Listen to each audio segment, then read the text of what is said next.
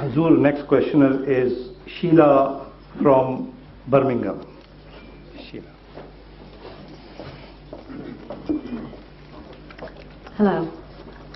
I'm Sheila from Birmingham. I'm a Christian brought up in the Church of England faith. As a little girl, I always believed that Jesus was the Son of God. Taught in our Holy Creed at the Church of England Church, we say, born of the Virgin Mary. So biologically, I've always believed that Jesus was the Son of God. I believe, you believe, that Jesus was a prophet of God. Please could you explain why we have different meanings? You see, it is you who owe an explanation, not I. Because anything which is contradictory to human understanding and nature is to be explained. If somebody raises his eyebrows against that so-called mystery, it is not he who has to explain. I believe in normal human birth. And I believe that even when the species change, a crossbreed is impossible. You can't mate a goat with an elephant and expect a child born bearing half the characters of elephant and half the characters of the goat. But what about the difference between God and material things here on earth? Mary was made of matter. She was as much human being as any other person. So how can one conceive the child of God being born in the uterus of Mary? And who participated, to what extent? All the scientists know, and now it has become, I think, common knowledge everywhere, that half the chromosomes are provided in the childbirth by the female and half by the male.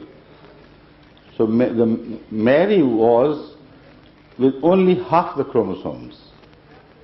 And half the chromosomes can make a freak of nature but not a man. Other half of the chromosomes, where did they come from? One can say God is all powerful, I agree. But then it would be a creation of God. Father-son relationship is inconceivable. If God has natural chromosomes to his physique or his making, then of course one can extend the imagination saying, somehow, although the difference was so big, we don't even know the number of chromosomes carried by God's sperms or whatever you call it, but if there is something, I mean by way of argument, then it would be possible for us to believe that somehow God managed to bring about a union between a human sperm and a divine sperm. There is no such thing. So a miraculous birth can only be understood within certain limitations. And Jamaat Ahmadiyya believes that birth to be miraculous but not supernatural.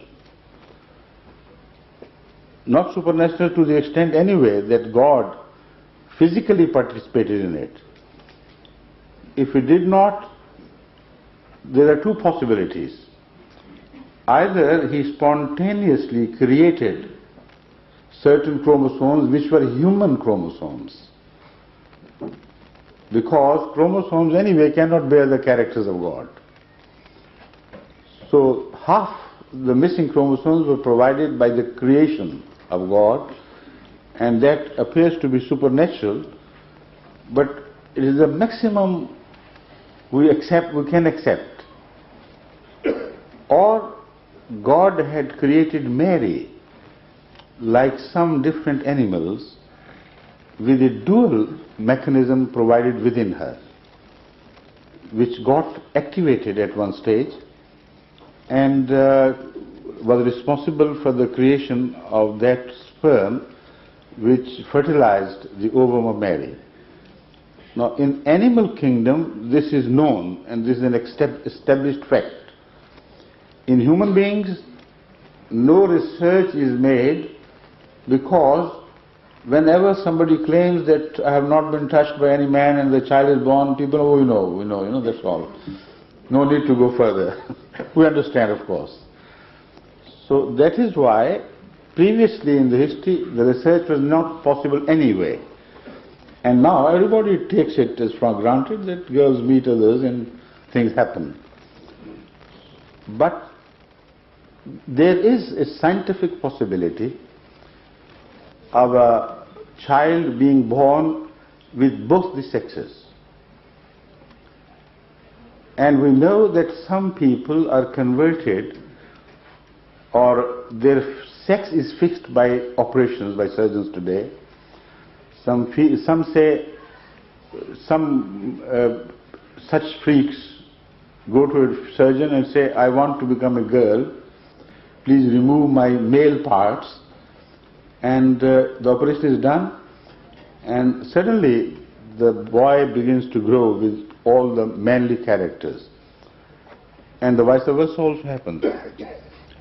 So some sort of that thing might have happened within Mary, and it is an established medical principle that once male or female mechanism becomes activated, then the other subsides and dwindles out. Both can not develop simultaneously with full growth. So I believe, according to the description of the Quran, that something like that must have happened to Mary, because the Quran is a very strange and very profound book. It has to be studied with care. When Mary expected a child, obviously she was expecting the child to be a male, because it was the custom of the temple never to accept a woman, a female, as a servant of the church, a priestess. They were always male members.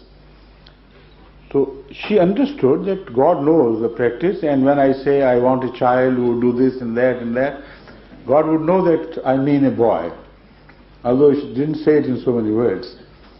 But according to the Quran, when the child was born, she expressed her utter surprise.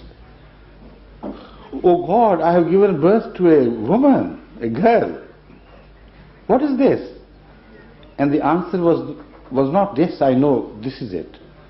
The answer was, you do not know what it is. Allah knows best. He knows what this is. Now, if the child was either male or female, then God should have described it as in a one single epithet, or using one single name for it, either male or female.